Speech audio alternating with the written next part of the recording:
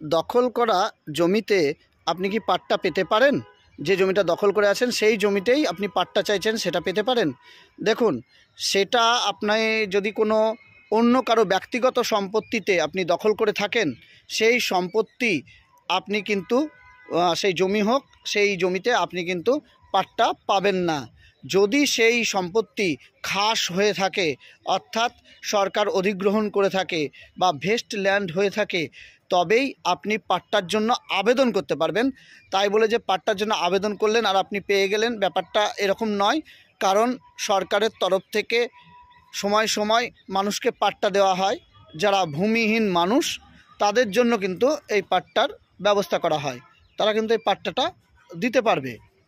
আর একটা কথা, এই পাট্টা দেওয়ার জন্য যারা ভূমিহীন, ক্ষুদ্র কৃষক, প্রান্তিক কৃষক বা প্রান্তিক মানুষ যাদের ভূমি নেই, তাদেরকে মূলত দেওয়া হয়। আর এটা দেওয়া হয় সরকারের নির্দেশে।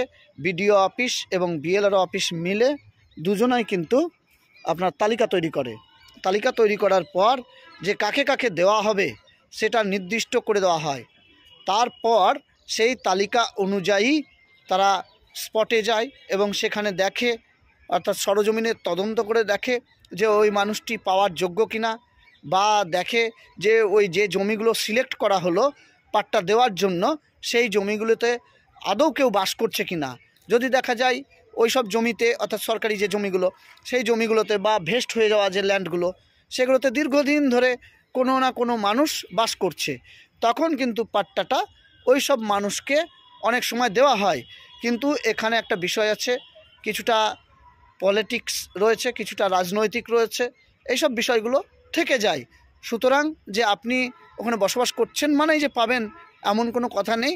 তবে স্বাভাবিকভাবে ধরুন 70% তারা পাওয়ার মানে অনেকটাই চান্স থাকে তাদের পাট্টা জমি পাওয়ার। কিন্তু যেটা বললাম, যে রয়েছে বা পলিটিক্স রয়েছে, তার উইল চাই, অর্থাৎ ইচ্ছা, এই ব্যাপারটা। তবে এইগুলো বিডিও অফিস এবং বিএলআর অফিস, এই দুটো অফিস মিলে ঠিক করে। বিএলআর অফিস মানে কোন কোন দাগের জমিগুলো পাট্টা দেওয়া হবে সেগুলো চিহ্নিত করে, তারপরে তারা বিডিও অফিসকে পাঠায়। বিডিও অফিস সেই মানে উপর থেকে যে নির্দেশ এসছে সেই নির্দেশ অনুসারে একটা তালিকা দুই অফিস মিলিয়ে তৈরি করার পর তারা কিন্তু সেইতে পাট্টা দেয়।